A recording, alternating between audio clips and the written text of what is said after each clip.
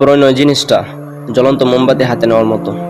প্রথমে এটা আপনার চারপাশ আলোকিত করে তোলে, তারপর এটা গলতে আর ব্যথা দিতে শুরু করে, তারপর এটা শেষ হয়ে যায়, আর তারপর সব কিছু আগের চেয়েও গাঢ় অন্ধকারে ডেকে যায়। আর তারপর কিছুই থাকে না, শুধু পড়া দাগ ছাড়া। এই কথাগুলো যিনি বলেছিলেন, নিশ্চয়ই তার জীবনে অনেক অপ্রীতিকর অভিজ্ঞতা ছিল। আপনাদের কেউ কেউ বলতে পারেন, এই কথাগুলো তো আমার অনুভূতিরই বহিঃপ্রকাশ। আসলে আপনি একা নন। যারা এরকম অনুভূতির ভেতর দিয়ে গিয়েছে, তাদের উপর গবেষণা চালানো হয়েছে। অন্যভাবে বলতে গেলে, যাদের ছাড়াছাড়ি হয়ে গেছে, তাদের কাছে তাদের অনুভূতি সম্পর্কে জানতে চাওয়া হয়েছে। বেশ কিছু অবাক করা উত্তর এসেছিল। একটু পরে আমি এই এক্সপেরিমেন্টের বিস্তারিত আলোচনা করব। তবে লক্ষ্য করেছেন নিশ্চয়ই, সব বিচ্ছেদের গল্প একই রকম সবসময়। সম্পর্কে ধারাটা সবসময় কি এরকম হয় না?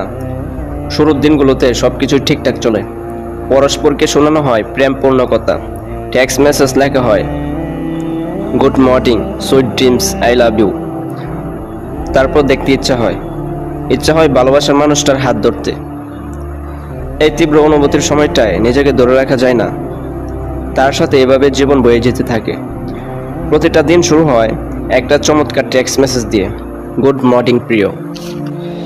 কিন্তু সন্ধ্যায় আসে আরেকটা মেসেজ, আমার পক্ষে সম্পর্কটা রাখা সম্ভব হচ্ছে না। এই আকস্মিক আঘাতে আপনি হতবাক। এরকম একটা মেসেজ আপনি কখনোই প্রত্যাশা করেননি। যখন সবকিছুই ঠিকঠাক চলছিল, এরকম একটা মেসেজ কেন এলো? যে জীবনের স্বপ্ন আপনি দেখেছিলেন, যে প্রণয়কে আপনি সুন্দর আর সুখী বলে ভেবেছিলেন, তা পুরোপুরি উল্টে গেছে। দিন যেতে থাকে, কিন্তু আপনি শুধু ভাবতে থাকেন ওই ঘটনার কথাই। বিষাদ আর লজ্জায় ঘিরে ধরে আপনাকে, আর তাকে আপনি কিছুতেই মন থেকে সরাতে পারেন না। আপনি বলেন কেন, ব্যাপারটা বুঝে ওঠার চেষ্টা করেন আপনি, কিন্তু অজানাই রয়ে যায় উত্তরটা। আপনি তীব্রভাবে অনুভব করেন তার অনুপস্থিতি। আপনার হৃদয় চূর্ণ বিচূর্ণ হয়ে যায়। আপনি ভেঙে পড়েন, শুরু হয় কান্না। হয়তো তাকে অভিশাপও দিচ্ছেন। কিন্তু এই মানুষটাই কি সেই মানুষটা নয়, যাকে আপনি সুন্দর সুন্দর কথা বলতেন, যাকে আপনি সবার চেয়ে বেশি ভালোবাসতেন, যাকে আপনি বলেছিলেন আমি তোমার জন্য মরতেও পারি? কি এমন ঘটলো যে সে আপনার ভালোবাসাকে হত্যা করে এভাবে সরে গেল?